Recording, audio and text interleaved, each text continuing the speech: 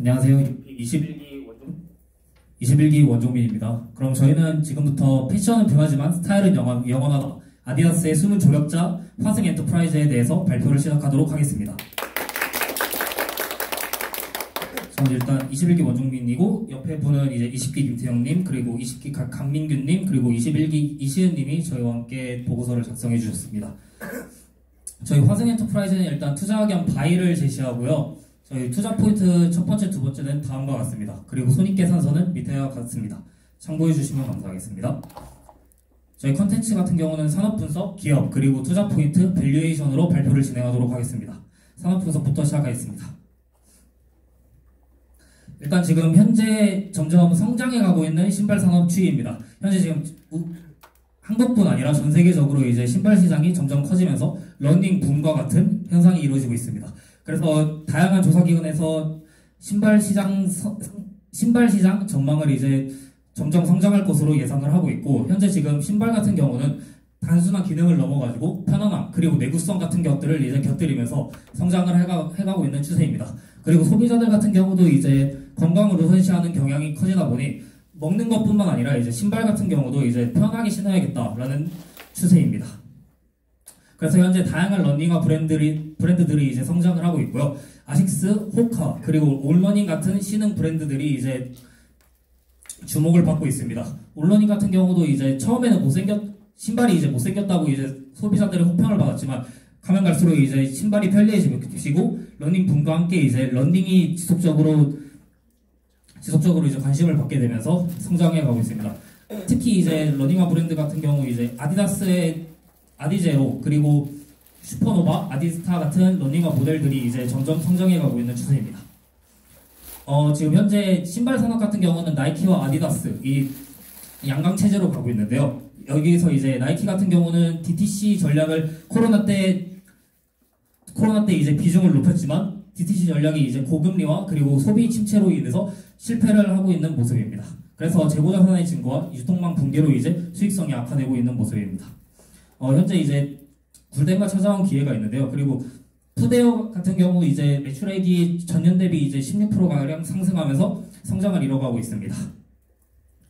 그리고 이제 아디다스 ODM 회사 중에서 이제 주목할 회사로 이제 저희가 발표할 화승 엔터프라이즈가 있습니다.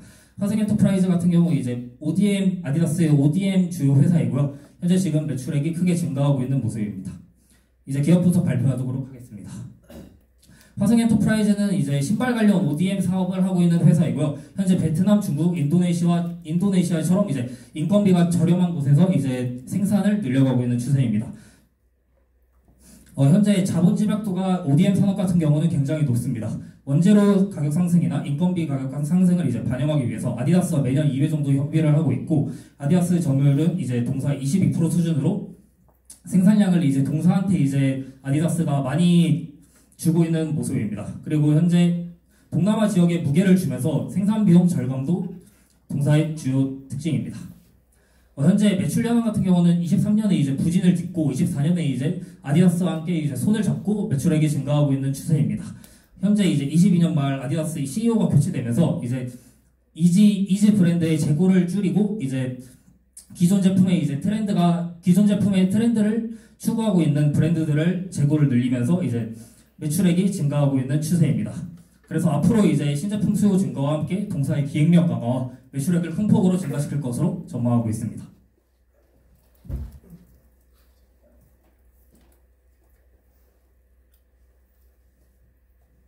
죄송합니다. 잠시 아이패드가 잠겨서 이거 한 번만 막아보겠습니다. 저희 다들 평가표에다 평가하시면서 들어주세요. 문제방에 올라와 있습니다.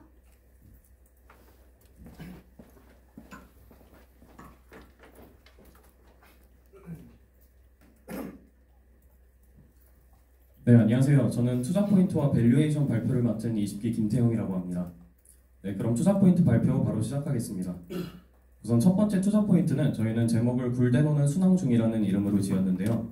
9년간 푸마를 이끌었던 축구선수 출신의 굴덴이 22년 말 아디다스의 새로운 CEO로 취임하면서 푸마를 성공적으로 이끌었던 마케팅 및 사업 전략과 함께 성장세를 기록하는 중입니다. 굴덴이 푸마에서 성공할 수 있었던 요인은 경쟁사가 DTC 전략을 펼치는 동안 홀세일 전략을 유지하였고, 그리고 제품 라인을 다양화하였으며 다수의 유명인사들과 협업하며 이제 푸마는 9년간 매출액이 2배 이상 증가하였습니다. 아디다스는 나이키가 DTC 방식에 집중할 때 홀세일의 비중을 늘려가며 60% 수준을 안정적으로 유지하고 있고, 뿐만 아니라 팩토리 아울렛의 수를 증가시키며 가격에 민감한 소비자층도 적극적으로 공략하고 있습니다.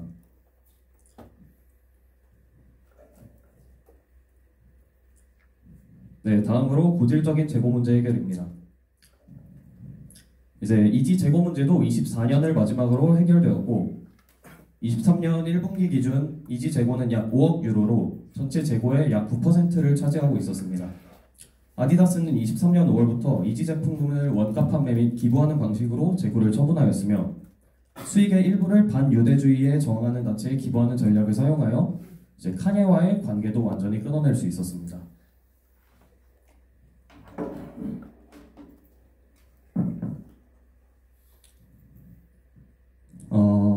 이제 아디다스의 디스토킹 전략 종료 및 아디다스의 오리지널 라이프스타일 시리즈 제품들의 인기와 함께 재고를 증가시키는 리스토킹 전략으로 실적 개선폭이 가속화될 것으로 전망됩니다. 21년까지 잘 유지되나 싶었던 아디다스의 재고 자산이 쌓이게 되며 재고 자산 훼손율이 297% 고점을 기준으로 23년 1분기 기준 187%까지 감소하게 되었습니다. 이는 굴덴이 오고 나서 23년 2분기부터 점차 개선되기 시작되더니 현재 252%를 기록하고 정상 수준으로 빠르게 도달하고 있습니다. 네, 어느 정도 재고 자산을 감소시켰다면 매출을 증가시키기 위해선 필수적으로 재고 자산을 증가시켜줘야 소비자 수요의 신발 공급이 따라갈 수 있게 됩니다. 이제 15년 유행 때와는 다르게 현 트렌드는 한 제품에만 머물러 있지 않고 스테디셀러 제품, 아디제로, 삼바, 가젤, 스페지얼 등 동사는 위 제품들의 매출 비중을 높여갈 것이라 밝혔기에 Q 및 P 증가와 더불어 매출 성장을 견인할 수 있을 것으로 기대됩니다. 관련 자료 참고해 주시면 감사하겠습니다.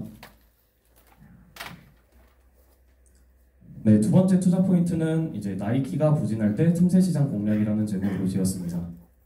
이제 나이키는 코로나 이후 DTC 전략에 집중하였으나 소비자들은 직접 매장에 가서 신발을 신어보고 구매하는 방식을 선호하는 경향을 보였고, 또한 소비 심리가 위축되는 경향이 있었어서 이 전략은 실패로 기결되었습니다.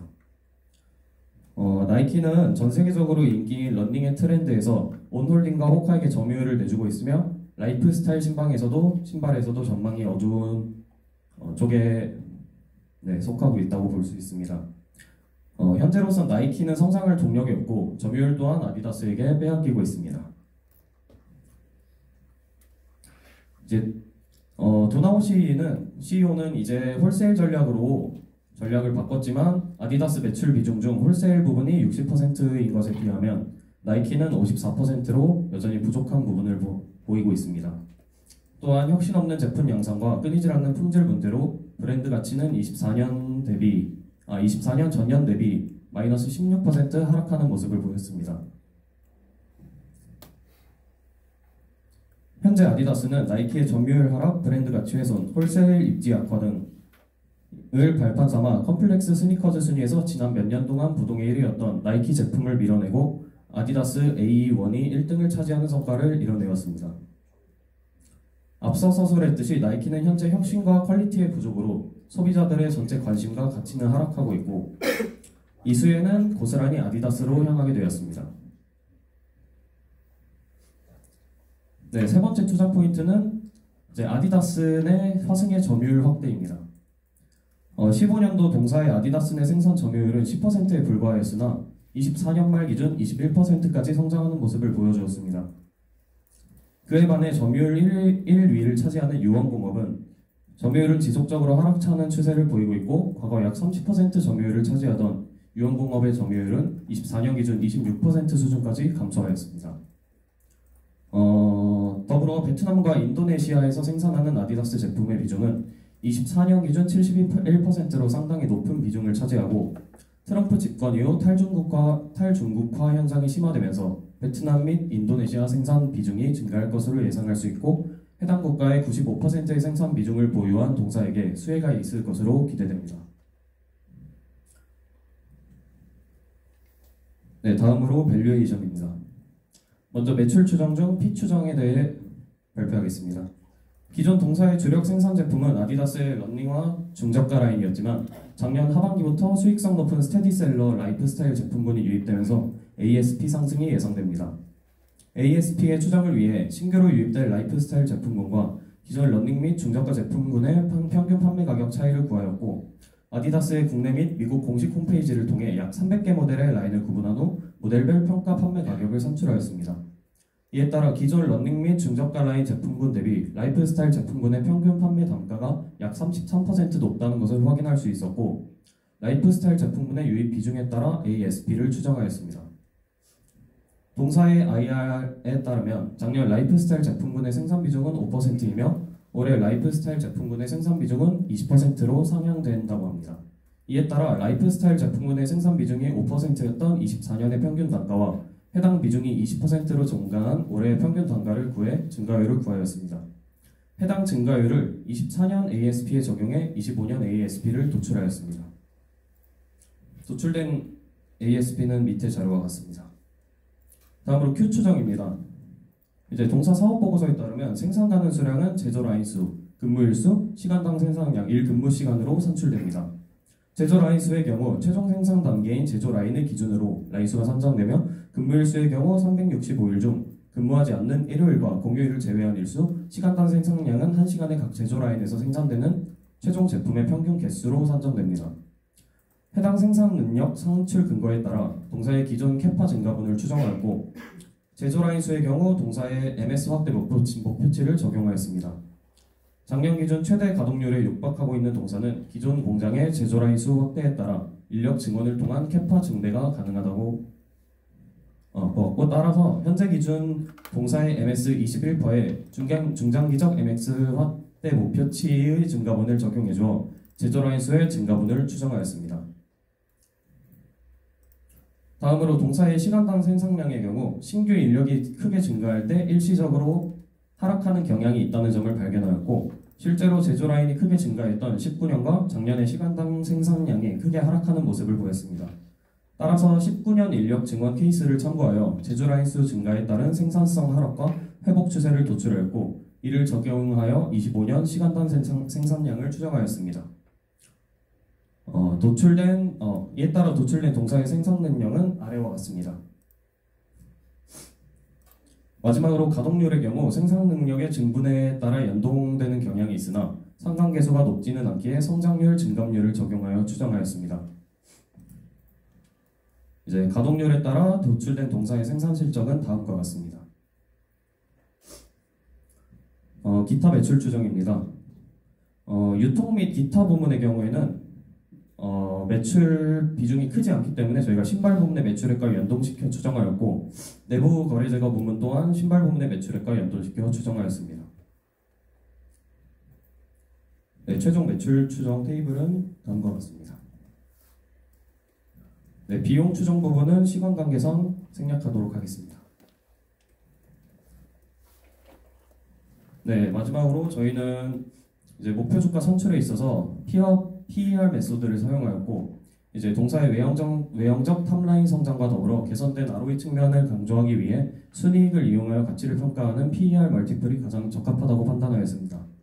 타겟 PER 선정은 동사는 전방 고객사인 아디다스의 신발 제품을 위탁 생산하는 기업으로 아디다스를 포함한 여러 브랜드의 신발 위탁 생산업을 주된 사업으로 영위하고 있는 대만계 기업 2개 업체와 중국계 기업 1개 업체를 동사의 피어 그룹으로 선정하였습니다. 다만 대만 지수의 주가 수익률의 경우 코스피 지수의 주가 수익률 대비 고평가되어 있다는 점을 고려하여 각 기업의 12개월 선행 PER에 코스피 지수 할인율만큼 할인하여 주었고, 중국계 기업인 유언공업이 상장되어 있는 홍콩 지수의 주가 수익률의 경우 코스피 지수의 주가 수익률 대비 저평가되어 있다는 점을 고려하여 홍콩 지수 할인율만큼 프리미엄을 적용해 주었습니다.